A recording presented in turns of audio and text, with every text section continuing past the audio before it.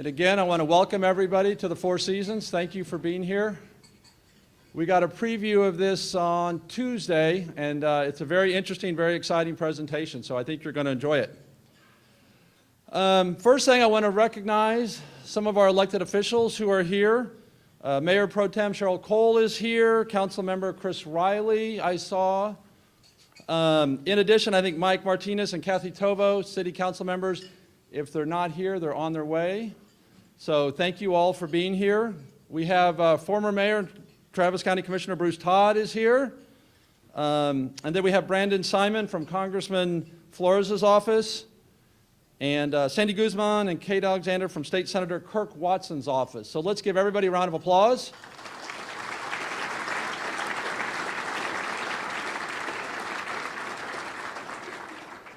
I'm also happy and pleased to see that we have several candidates for City Council and Mayor here today. So we appreciate all the candidates being here today and learning a little bit more about downtown. The Downtown Austin Alliance has long known that downtown Austin is the economic engine, not only of Austin, but of Central Texas. It's the place for a special night out. It serves as a starting point for many of the region's 19 million annual visitors. Plus, we have 10,000 residents downtown who are joined every day by 125,000 people who come to the urban core daily for their jobs. But how can we begin to quantify what downtown means to our community? We have asked our speaker to do just that. Joe Minicozzi is the principal of Urban 3, which is an Asheville, North Carolina consulting company. Urban 3 was spun off from Public Interest Projects, a real estate developer in downtown Asheville. With a background in city planning, as well as private sector real estate finance, Joe has developed an award-winning analytic tools that have garnered national attention in, I practiced this last night and I can't say it, Planetzen, the Wall Street Journal, Planning Magazine, Atlantic Cities, and others. He presented his work at conferences, including the Congress for New Urbanism, the American Planning Association, the International Association of Assessing Officers, that sounds like a blast, and the International Downtown Association, which I know from experience is a lot of fun. Many have seen his work as a paradigm shift in thinking about development patterns. Joe received his Bachelor of Architecture from the University of Miami and his Master's in Architecture and Urban Design from Harvard University. Please join me in welcoming Joe Minicozzi. Thank you. The Assessors Conference is actually a lot of fun. You should try it sometime. So my challenge here today is to make some pretty complex information sort of simple. In looking at cities, they're very complex organisms, particularly downtowns. But I'm going to put a couple lessons up front for you, that how I look at cities and how I see cities changing over time and some of the lessons. For me, looking at cities is a lot like looking at people, that it has a DNA, a genetic material to it. So if you want to see how I started my life, this is how I started, and this is what I'm going to end up. So I actually had hair at one point. So you all do this, right? You have your family members that you look at, you see good habits and bad habits, you see things that you want to correct. Cities are no different. I spend a lot of time looking at this guy, again when I had hair, and we have two genetic issues in my family. I'm genetically Italian. You can obviously tell that from my name and how I move my hands a lot. But we also have a genetic predisposition to heart disease. So I have two things that I have to deal with. You know, my desire to eat a lot of food and my desire to not have a heart attack, right? So we have to balance that. I have to exercise and eat right, watch what I eat. Cities are no different. These habits that you have embedded in your genetic material, you've got to deal with. What kind of decisions are you making today will affect how you behave in the future. The other lesson I want to put up front, I know it's early, I'm going to ask you a quick little test. I'm going to give you 5 seconds to tell me how many shapes you see in this next image. This isn't pass or fail, it's just no one's going to get fined if they miss this, but just tell me how many shapes you see in this next image. Ready, go.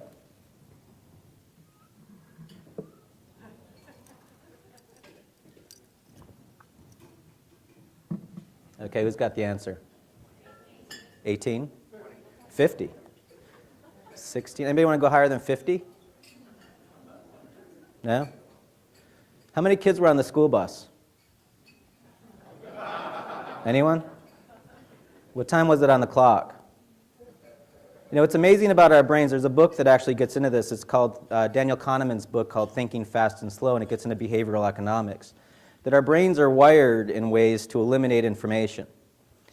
That I asked you a question, I manipulated the way that you saw this diagram. You didn't see the 5 kids on the bus. You didn't see that it was 10 after 10, right?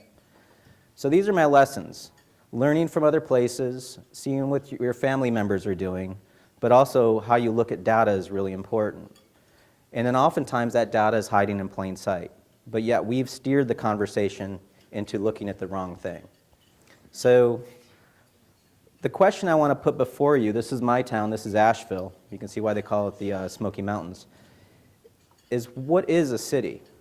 How does a city function? So let's talk about Asheville. Asheville is, we are in the barbecue zone. We're just in the different animal of barbecue.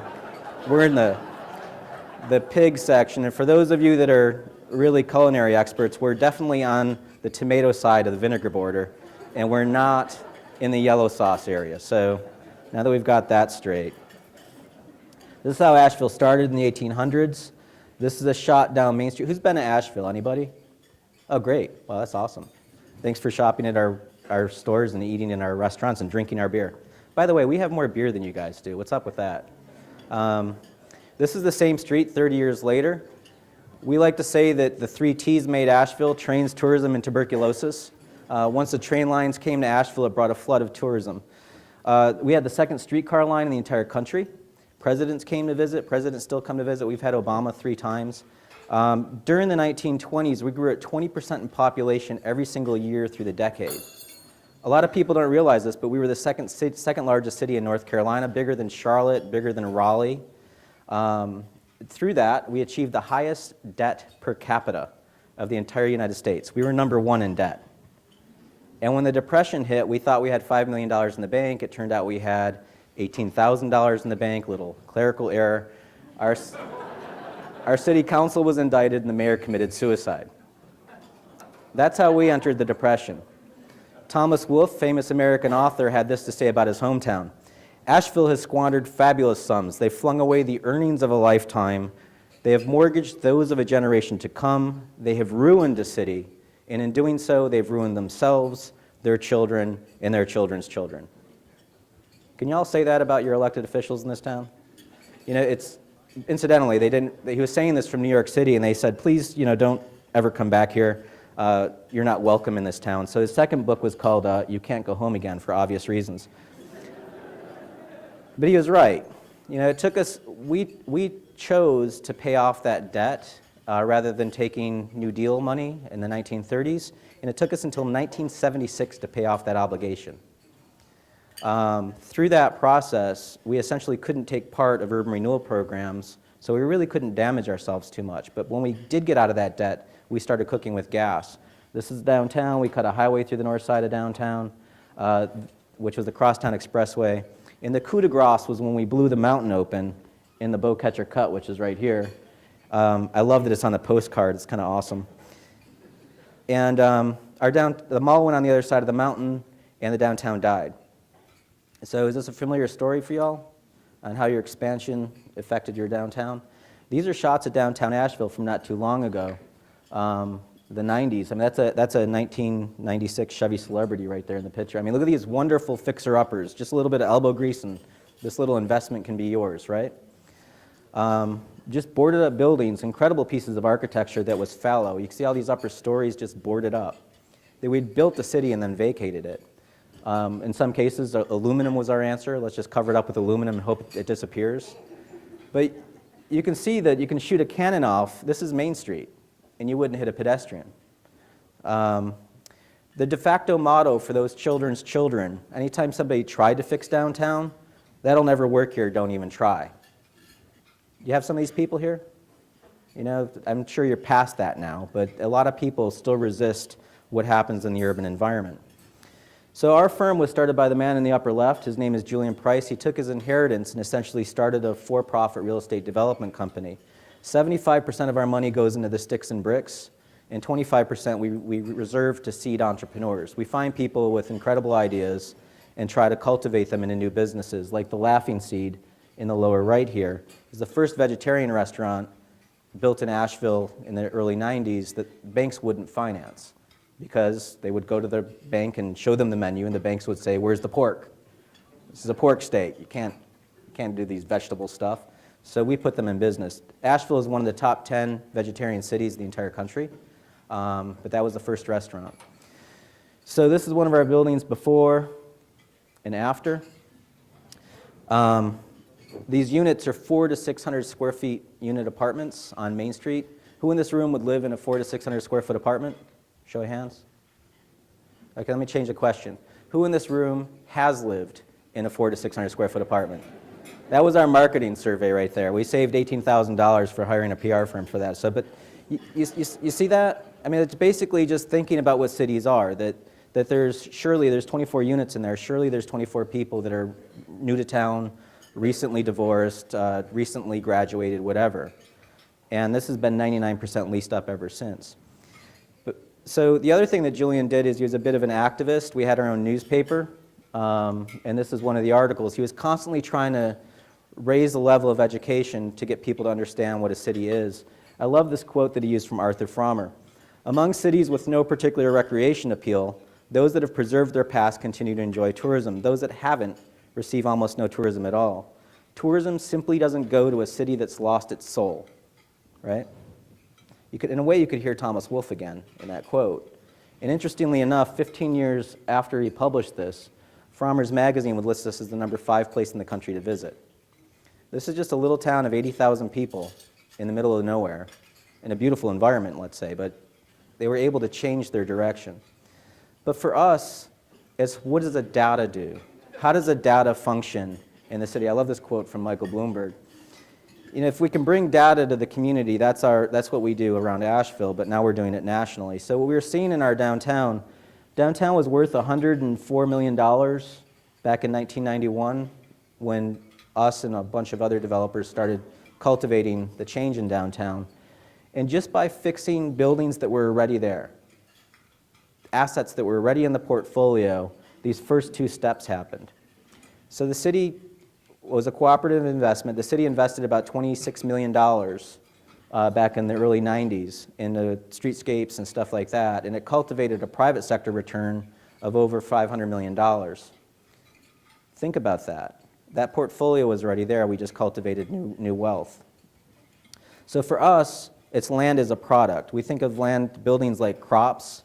When a farmer goes out and tills the soil, the farmer thinks of things economically. How many crops per acre? What's the return per acre? What's the fertilizer per acre, et cetera? If you do the same thing with buildings, this is one of our buildings. Ground story retail, second floor office, upper stories residential. The city invested in a streetscape project, and in our community, we took it on the chin. We were accused of being subsidized by the public sector by getting a garbage can, a bike rack, 2 benches, and a street tree, right? So let's do the math on that. That's about $26,000 worth of investment at our front door. Let's go, we'll own that. All right, thank you. It's ours, even though everybody in the world can walk on that. The building was worth $300,000 on the tax rolls.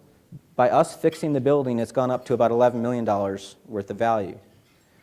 That's a 3,500% tax hit, right? That's one way of looking at it. We've been penalized 3,500% for fixing the building. But now the way that we see it is our community now can afford 3,500% more stuff, right? That we now pay more taxes that can be used for other things, new greenways, whatever, affordable housing. Anybody in the room have a 401k plan that grows by 3,500%? You know, think about that. That our community is an asset portfolio. Our community has grown, cultivated more wealth on an asset through our help. So people say to me, you know, Joe, that's an $11 million building. We've got this Walmart over here that's worth $20 million. You know, that's astounding, right? Well, let's go ahead and throw me in. This is me, my wife Caroline. These are my dogs. My dogs think they're lions. They're a little weird, but we like to put them out there like that just to freak our neighbors out. But Caroline and I live on a tenth of an acre. We pay $2,000 in taxes, right? So if we had a 1 acre cookie cutter that dropped into my neighborhood, it hit 10 houses, each paying $2,000 or $20,000 an acre. If you take that same 1 acre cookie cutter, float it over to Walmart, Walmart's paying $210,000 in property taxes, but it took 34 acres to get there. So on a per acre basis, that's $6,500. If you had an acre of our building, that's $634,000. What would you rather have? Now, I was presenting this in Denver. I wanted to drive the point home for them.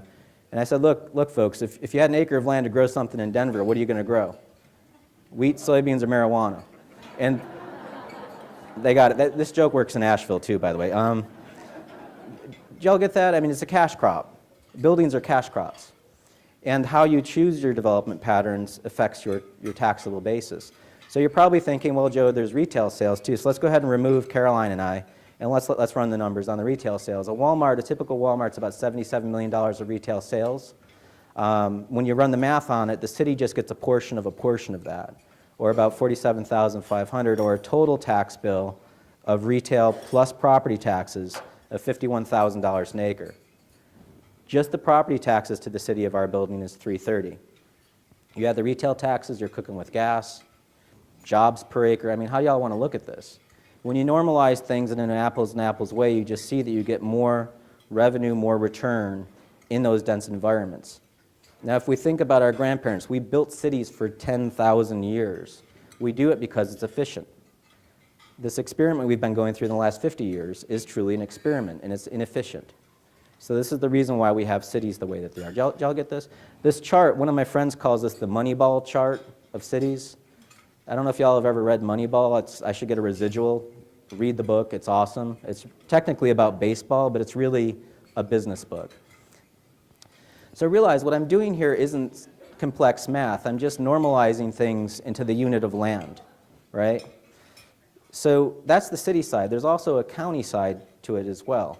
You see that cities sit on top of counties and pass through county taxes. So we ran the numbers on that as well. So this is residential. And you see the average city resident is producing about $1,700 in county taxes, while the average county resident outside the city is producing about $1,200. So cities actually produce more county revenue than on the county side. You bring them all into it at about $8,000 an acre of county taxes, and you see why somebody might choose commercial over residential. Well, let's not stop there. Let's go into downtown, and here's our building's effect in county taxes versus the mall at the center of the chart here at $8,000. Our building's producing $250,000. What I'm trying to do is change the paradigm of how we're looking at our government from a private sector perspective. And for those of you in the back, I'll read the bottom line here. This is Webster's dictionary, the definition of incorporation. Incorporation is the forming of a new corporation. The corporation may be a business, a nonprofit, a sports club, or a government of a new city or town. For those of you that are running for office, you're essentially running for the board of directors of a multi-billion-dollar corporation, right? This is how cities run. They pay taxes to pay for infrastructure, so it works as a business. We have a $13 million portfolio. That's our asset. My city is a corporation that's made up of citizens. The county's a corporation as well. So we've got two board of directors that operate portfolios that contain a larger amount of assets than our building. So back to the question of a city. Our city is a finite boundary of land. Your city is a finite boundary of land. Your county is a much more finite boundary. Travis County doesn't go out and annex the next county over. It's got to deal with what it's got. So Asheville is a $10 billion corporation, which is 3 times Donald Trump's portfolio wealth. We're 3 times the Donald, right? What I want to try to drive home here is how we compare these things and how we look at the money. Just to run through an example of cost-benefit, we did a study in Sarasota, Florida. Is this all too nerdy for first thing in the morning? Y'all get this? If a developer builds this godforsaken place somewhere in Arizona, if I were to build this, I hope nobody's from here, but when I build this, I have hard costs and soft costs. I have permit fees, I have what I have to pay the architect. I also have the sticks and bricks that I have to build. And I keep accounting of all of that, put on my profit, and have to sell that out, divide it by the rooftops. When government gets this thing plugged onto this road at the top of the page here, does the government go out there and figure out the cost of this thing and then tax it based on cost? And the short answer is no. And I'm not the first person to come onto this idea. It's actually this guy here with this document called The Cost of Sprawl. Did y'all know the Nixon administration coined that term, sprawl? And in that book, they actually isolated out what different costs are of different land use patterns, what the community cost is to a developer's decision in your community. So the state of Florida did a similar document where they priced out different infrastructure costs per dwelling unit. At the top of the page, we have a residential unit in the downtown. At the bottom of the page, we have a residential unit way out in the burbs in Wellington, Florida. And you see as you spread people out, the cost goes up. And it's real simple, folks. If you have a mile of pipe and you put 10 people on it, it's a mile divided by 10. If you have 10,000 people on it, it's a mile divided by 10,000. It's just more efficient when you put more people on it. So we took a couple of the numbers, went out and grabbed some suburban multifamily literally at the edge of the county. This is the edge of the county line, this highway here. And then we went into the downtown and plucked out the same number of units, 357 units out in the burbs, 357 units in the core of the city. And let's let them compete apples to apples from a taxable basis. So in dark green, you have the land consumed of the downtown stuff, and then the land consumed in light green for the burbs. So it's 1/10 the land consumed for the same number of people. It costs 57% as much to put the infrastructure into the ground in the urban environment versus the suburban environment. Yet you're making 870% more revenue out of the taxes. And we're not making this up. We just went into the tax rolls and just did the math. So think about that. Cost you less, you make more revenue. So how long, if the $10 million note for the suburban environment were my mortgage, and let's take, Charlie's mortgage is $5.7 million, how long will it take the two of us to pay off at this annual rate? It basically takes 42 years to pay off the suburban environment and 3 years to pay off the urban environment. In real estate development world, we have this term ROI, return on investment. So I can run a return rate on this. So basically, it's an 18% return rate for the urban environment. It's a 2% return rate for the suburban pattern. So if you all could make an investment, what kind of return do you want to have, 18% or 2%? 18, right? I was showing this in Idaho, and there was seriously a bunch of real cowboys in the room with guns and vests and hats and everything. And Joe, these are way too many charts for cowboys. Just show it to us in year 20. This is the effect. So after 20 years, the communities harvested $34 million past their investment, paid it off. They're still in the hole $5 million with the suburban pattern. So part of the choices people make in their lifestyle is essentially subsidized by the cash flow of how we operate cities. If you're not asked to pay your mortgage back, you're going to make that choice, right? So this is what's happening in a pattern at a larger level. So I love this quote from Chief Justice Brandeis. These are just the relentless rules of humble arithmetic. We're just doing simple math to run the numbers to see how this all works. We've done it all across the country, and we see the same pattern. For every dollar of county taxes a county resident's paying, a city resident is paying about $8 per acre versus the county resident. The Walmart's somewhere around $7. The mall's about double a Walmart. As soon as you get to a two-story building, it shoots up to about $77 of taxes to the county per acre. A three-story building is about $120. What we see here is it's not a proportional growth, it's an exponential growth, the more stories you add. And it's real simple, folks. For every story you're adding, it's a new layer of cash flow. And in the urban core, you see a tremendous amount of return to the community. What I'm doing with all of this is thinking about land as an efficiency model. And we do this with cars, right? We don't think about cars on a miles per tank basis, do we? Did y'all do that? You talk to your neighbors and friends about their miles per tank? Because if you did, you'd all be driving Ford F-150s at 650 miles per tank. I mean, you see how silly that is, right? We say miles per gallon because we know gasoline is finite. I just changed the question, and look, the numbers changed. And we should all be driving BMW Asettas at 70 miles per gallon. Sorry to your Prius owners in the audience, but 1955 technology beats 2012. Y'all get this? We're just basically normalizing the unit of land to what is the cost-affected commodity. And I have yet to find a community where an acre of land is less expensive than a gallon of gas. If we're doing it for a $4 commodity, shouldn't we be doing it for a $40,000 commodity? So the more we bring decisions, this is my napkin sketch of data. So as we increase data and evidence, we can increase your community's ability to make decisions. The same with me. I've learned from my dad's heart surgery that I don't want to have that. I've got data and evidence now of something that I want to decide. So let's talk about Austin. I know that's what you all are here for. We have tools to bring data. We have X-ray technology. I can show you hard tissue. I can even show you where your molars are and your fillings. That's one form of information. With technology, we can actually change the equipment and get different data. So I can go from hard tissue to soft tissue. I can even do three-dimensional images of brains, right? Let's use that same technology for your community. Let's check your economic MRI.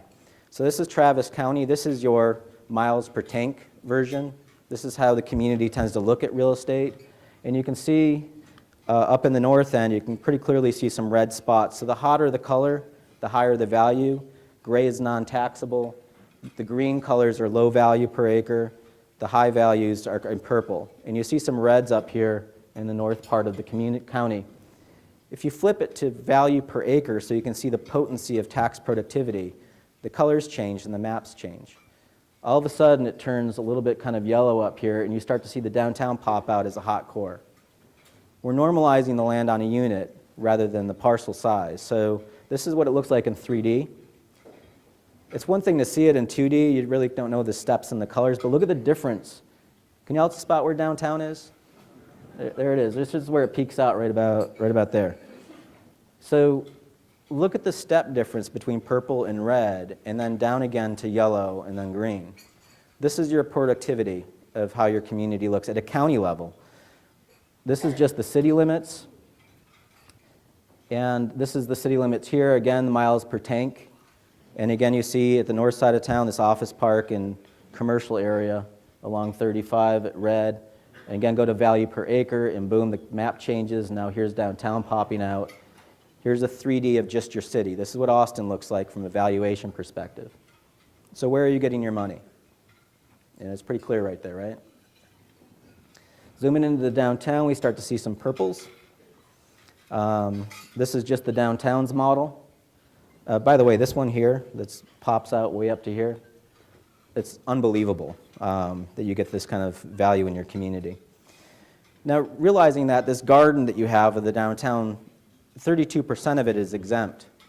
So the downtowns typically have they have more government buildings and things like that. This is not even getting into your state buildings and state offices are north of downtown. Your central business district is a boundary south of that. I know that you all tend to function with the Capitol as part of downtown, but from a zoning perspective, it's really not. So when I say downtown, it's that boundary south of the Capitol. When you get to the city, 15% of your city is exempt, and at the county, at the county it's 15% exempt. At the city, it's 26%. So downtown is carrying a burden of exempt land at a higher rate than the city and the county. So that's one way of looking at data. There's other tools that we can use. This is a map from 1921 that distorts the map based on value. So visually, you can see really quickly where the value is. New York is the #1 energy producer or consumer on the map, so it's the #1 size. Wisconsin comes in at number 10, so you see it's 1/10 the size of New York, right? So visually, you can see that information really quickly. So let's do the same thing with your county. This is your county. This is your county's cartogram. So look at how downtown feels to the county from an economic standpoint. So that little area right there and that little square feels like 68 times the potency. Did y'all get that? For those of you that run a business, if you had one person in your office producing 68% of the office's sales, how would you feel about that employee? And I think it's awesome.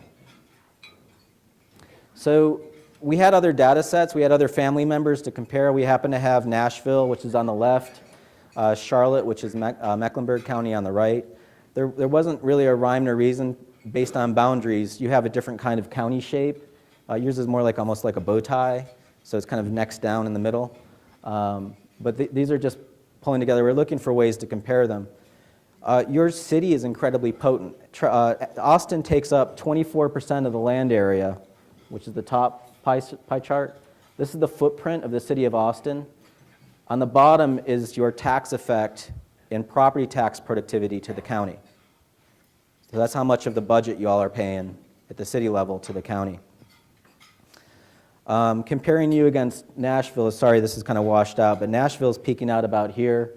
Y'all are peaking out right about here. You have a similar peak, and then you have this kind of value neck that goes out in both cases toward the university. In Nashville's case, it heads toward Vanderbilt. In your case, it heads toward UT. So this is looking at your downtown here. This is the UT campus. Then you have this kind of spine of value that slides out along by the university. The universities cultivate wealth. That's from a density standpoint. You can get a higher number of students there because they don't have cars. Students are also really good retail generators. 20-year-olds don't have bottoms in their pockets. It's just the money just falls out in the street. And beer purchases and whatever. But there's also a tale of two transits. You have Charlotte has a transit line. You all have a transit line. Two different kinds of animals. We have Charlotte on the left, the Lynx line, and your Metro Rail on the right. The first thing to notice is the length of Charlotte's is a lot shorter than yours. Was about 1/3 the distance. They have many more stops. It's kind of not an apples to apples comparison. It's more like an apples to oranges comparison. What Charlotte's able to achieve is they have a dedicated transit line. There's no other freight on the line. They designed that line to cultivate wealth closer into the community rather than spread it out across multiple counties. Shorter distances. They also have a higher frequency rate of travel, and they also a longer time. Their line runs from 5 a.m. to 1 a.m. So it's designed for a different kind of commuter. So in looking at the value, we wanted to say, well, what's the difference then? What do we get?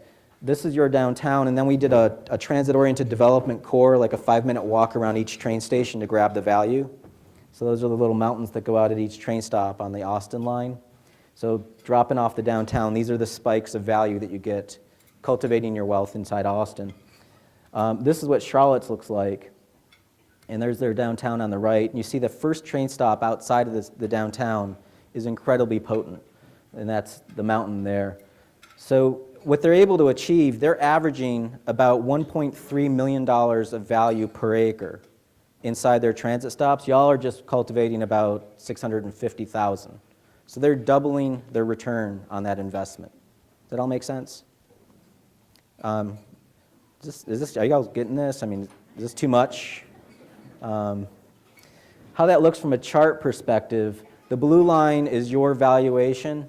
So you have a really potent downtown your downtown's killing it compared to Charlotte's downtown. But you can see how they've cultivated the wealth in their line. They're the yellow one. So they're actually able to harvest a big chunk of value inside the city limits that you all are missing that opportunity on. It's partially due to how the line functions. So that's your opportunity for your city, and again, for the county. Those properties will be paying taxes to the county as well. That's one of the messages there. Looking at other data, your state allows us to get retail taxes at a zip code level. So we grabbed all of the zip codes that affect Travis County. Travis County is that kind of bluish area in the center. So unfortunately, the zip codes cross county lines, so it's actually a 6-county study that we did. This is your mixed beverage sales productivity. So as the 78704, there's some drinkers there, man. You got to thank those people. They're really keeping up with downtown. But just to let you know, this map is illegal in the state of North Carolina. We can't get this data, nor can we get this data, which is the hotel sales per acre. And you see downtown killing it. The one that comes in second is the Rosedale Burnett Road area. At a very distant second, by the way. This is your retail and food sales. And again, downtown is killing it. Just to show you something here, look at the width of the whole map here. See how wide that is? As we start to get into the retail, look at how the map shrinks because of how high this spike gets. So proportionally speaking, your retail and food sales is much more impressive than the mixed beverage. Did y'all get that? So downtown, which is a mixed-use environment, it's got residential, it's got offices, it's got government buildings, it's still a potent producer of retail sales. And it's those little purchases, it's the purchases I make as a tourist when I come here, it's the purchases that you all that shop and live and work downtown are making every single day add up. This is the total combined sales of taking all those charts together and stacking them up. And you see downtown shooting up to the top of the slide. Again, number 2 is the 78756, which is the Rosedale-Burnett area. When you add in the property taxes, it gets obscene. You can't see it, but the top of the spike is at the top of that line there, again, for the central business district. So the value productivity, we wanted to show that graphically. This is how it looks. This is your MRI of productivity. Did y'all get that? So taking in the downtown plus the other areas, how you visualize your own downtown. A lot of folks in the community kind of see it going up to Koning. It's that blue area there, that map, takes up 1% of the county's land area, but produces 12% of the county's revenue. That's incredibly potent for the county. Let's just kind of recap. So when we see our community, we see it through these buildings. So there's the Walmart on the top. That's the domain on the bottom. The domain's about, let's say, $730,000 an acre. The Walmart at the top, somewhere around $780,000 an acre. So I'm going to go ahead and keep the Walmart in the upper right, so you have a control subject. Everybody's got a Walmart or a big box. They're all about the same value. These are your office parks, the 3M campus and the Samsung out on the northern part of your county, kind of northwest. Samsung's at about $675,000. The 3M campus is about $550,000. Less value production than the Walmart. You get into South Park Meadows, and by the way, I love that name. And you can see the meadow right there in the front, right? I don't know why they would do that, but so that's $1.2 million an acre. Barton Creek Mall's pulling about, let's give it $2 million an acre, right? Much more potent than the Walmart.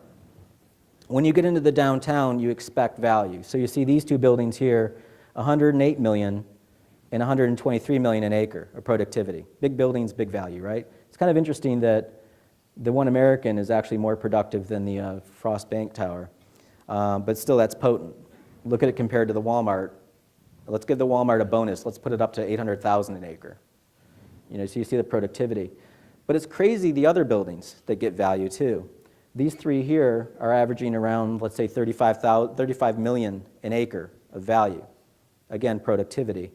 You don't have to be big buildings downtown. You can be at the edge of downtown. This is the Whole Foods headquarters at about $19 million an acre. And even stuff that's happening as infill across the river in South Congress at about $9 million an acre, or about 10 times more potent than a Walmart. And then this is the big breadwinner. This building's amazing. It's $487 million an acre of value. This is more potent on 1 acre than some towns that we've studied. It's 620 times the potency of that Walmart. Think about that. Is the owner or developer of this thing in the room? I mean, really, he should be standing at the door and everybody just give him a group hug on the way out. This is incredibly productive for your county. But there's also a lesson in lasting value, these historic buildings that you have in your community as well. I know that you're going to, it's easy. A skyscraper, yeah, it's a lot of value. This is a shot from 1912 down Congress. And on the left is the Scarborough building that was built in 1908. That building has been in your portfolio for over 100 years, and it's producing about $39 million value per acre. Think about that. Your great-grandparents have left you an asset that's a high producer. Is that Walmart going to be here 100 years from now? Is the South Park Meadows going to be here 100 years from now? These are decisions that are happening in your community and their productivity of how you can pay for things. You can cultivate your wealth. This is the Littlefield, one of my favorite buildings, $60 million an acre. We all know this building. This is the Driscoll. This is a postcard from 1886 when it was first built. Here it is at $68 million an acre. These are your high-performing blue-chip stocks inside your portfolio. Now, just to kind of run through the chart, I'm not going to go through this whole thing. I'll just kind of describe this visually for you all. This is the taking an abstract pull out of the three-dimensional model and just showing the county's tax productivity per acre. On the left, in blue, blue is residential, red is single-use commercial, green is mixed use. But you see down here at the way left, this is county single family here. It's producing, county single family is producing about $3,000 an acre to the county. City single family is paying about $5,000 an acre to the county. Here's the Walmart right here at about $4,000. This is downtown's average right here at about $100,000 an acre in county taxes in dark green, compared to $4,000 an acre to the Walmart. Here's the Driscoll at $336,000 or $335,000 an acre in taxes. And then at the far right here is the Hotel Intercontinental, producing more county taxes per acre than One American, which is immediately to the left. $611,000 an acre. If the Intercontinental folks are here, give them a hug too.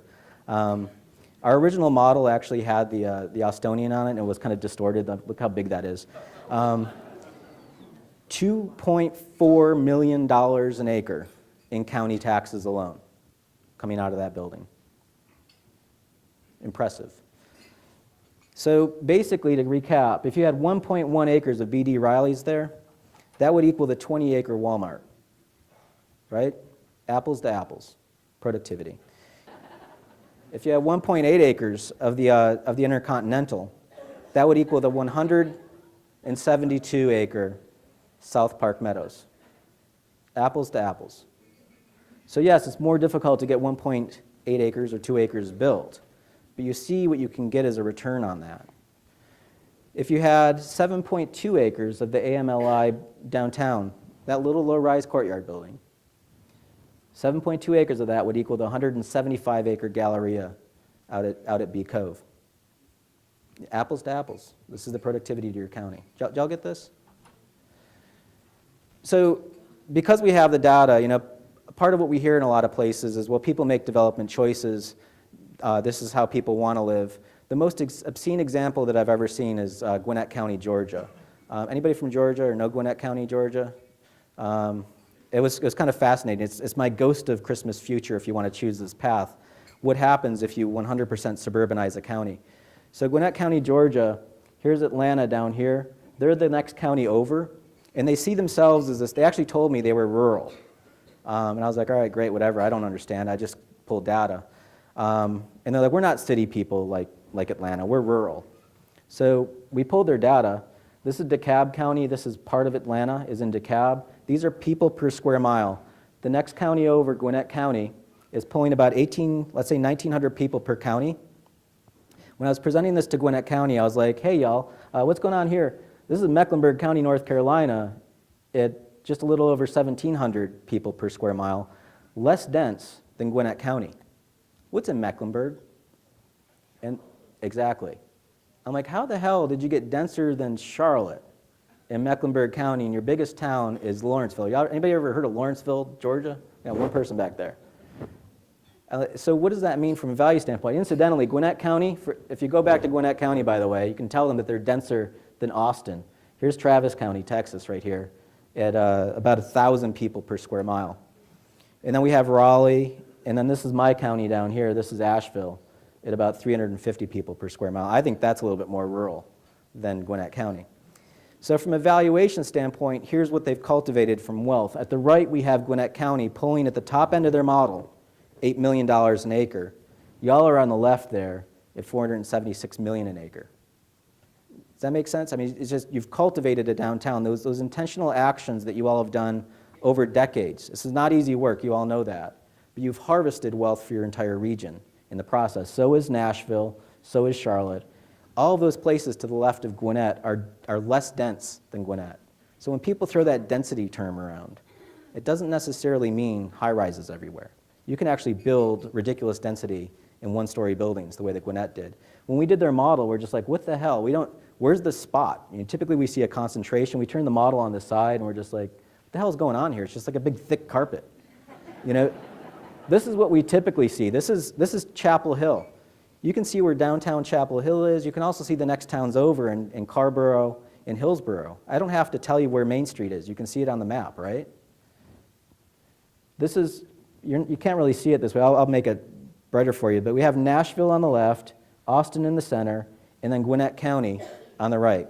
So we just made a heart monitor so we could see the economic pulse of growth here, right? Now, just from the numbers standpoint, Gwinnett County, or sorry, I mislabeled this, sorry. On the left is Nashville. Davidson County is 650,000 people in the county. Y'all are at 1 million, and at the right we have 800,000. So there's the pulses. So you see that Nashville's cultivated 193 million an acre. Y'all have cultivated 476, and they're basically flatlining at about 8 million an acre. Did y'all get that? Now, in all of the system, I'm coming to the closing points here, there are behavioral ways that we as developers work inside your community. There are tricks to the built environment that will actually show you what's going on from a policy standpoint. In England, people were taxed on the number of windows they had for 100 years because glass was expensive and that was a way to gauge wealth. The more windows you had, the higher your tax rate. Over 100 years, look what people did. They boarded up their windows to avoid the taxes. They threw the tax out. In France, you were given essentially a density bonus, the land above the roof line. So down here we have the roof line, right? And they used the mansard roof style to stick stories up in the roof. There wasn't a design guideline that made people to do it. It was the tax code. So when you went out there to get assessed, basically we'd say, oh, no, you cannot tax me for this. This is clearly the roof, right? So we see these things in patterns inside the communities. You've got two values of real estate. You've got the value of the dirt, and you've got the value of the land on top of the dirt. We'll go in with the model and the data and just remove all the buildings and just look at how dirt's valued. This is probably the most obscene example that we've seen. This is Cheyenne, Wyoming, and when I was presenting to the community, I was showing this map. So this is the value per acre of dirt, just the dirt, no buildings. And I was like, what's going on here where this is ice blue, and as soon as you cross the street, it jumps from basically $15,000 an acre to $35,000 an acre. The dirt value, just by crossing the street, doubles. It's the same zoning. What's going on there? And the tax assessor was sitting in the front row, and she raises her hand. And she's like, you don't understand. And I said, what don't I understand? And she goes, well, the more land you have, the lower the value. That was kind of the reaction in Cheyenne. Actually, I think the mayor almost spat his coffee out through his nose. And I was like, wait, hang on a second. So if I've got 3/4 of a mile of road right here, 3/4 of a mile of road right here, another half mile and half mile, I've got 3 miles of infrastructure. I've got more frontage. I've got more development capacity because it's a bigger site, so I can put more stuff on it. If I put more stuff there, I'm probably going to have more trips, more car accidents, fire calls, probably have more commerce, more theft. I get more services and you give me a discount? She's like, yeah, that's our standard. I'm like, where'd you get this standard from? Did Moses deliver it to you? I presented this at the International Association of Assessing Officers. They actually got a kick out of it. So, and it was funny. I asked them, where'd the standard come from? And they're all like, we don't know. But you should talk to Larry Clark. I'm like, really? You just have to go talk to Larry? All right. So I talked to Larry. He thought it was a little weird too, but anyway. So in looking at your patterns, we see the same thing. You see, this is just the dirt value in Austin. You see just inside, let's just take this one block right here where the cursor is. Inside one block, look at the disparity of value for the dirt. We go from less than $430,000 an acre to over $5 million an acre just on one block, just by crossing an alley. So again, these are things that it's mathematics that's built inside a mathematical model that's on a spreadsheet, but you can use this tool to visualize it and to adjust. You see it both in residential and commercial. Again, here's residential on the right. This is a commercial area here. And you see the disparity just by crossing the street and the parcel size. So realize these aren't invisible market forces that are making me behave a way as a developer. I'm finding paths of least resistance to benefit my development pattern. And some policies that you all have can actually be impactful. Put the gun down. So just to close, Travis County is worth $111 billion. That's with a B. That's more valuable than every professional sports team that you have in the entire state, right? Your county officials think that way. You're managing, the city is managing 10 times the value of all of those teams. From the downtown's perspective, you're more valuable than all of these teams on here. Or another way of putting it, since this week has been kind of awesome for Texas, your downtown at $4 billion of value is about 7.4 times the Spurs, right? Does the owner of the Spurs know what Tim Duncan's towel bill is? Of course. You know, our nightclub, that was just basically a tenant in our building, we know we were part of the decision when they moved from plastic cups to cornstarch compostable cups, from going from a 3-cent a cup decision to a 5-cent a cup decision. We ran the math to make sure that we could still afford the beer prices, that our community would still purchase beer. If we're doing that for a couple penny decision, are you doing this for larger multi-million-dollar decisions? Are you getting a return on investment, the bang for your buck, for different types of developments? And that's just the challenge I want to leave for you all in the choices that you make. And you have to measure these things. If you're not measuring it, you can't manage it. If you're not looking at the data, you're not seeing what's really going on. I can tell you what's inside the bag of a potato chips. I can tell you the sodium content, the fat content. Shouldn't we be doing the same thing for buildings? And realize these are all choices. I make choices on my diet, right? We do this. I'd love to eat key lime pie every night, but there's an effect on me. These choices that you all make with this data going forward are really critically important. And just do the math, and I want to thank you for all of this time. Thanks.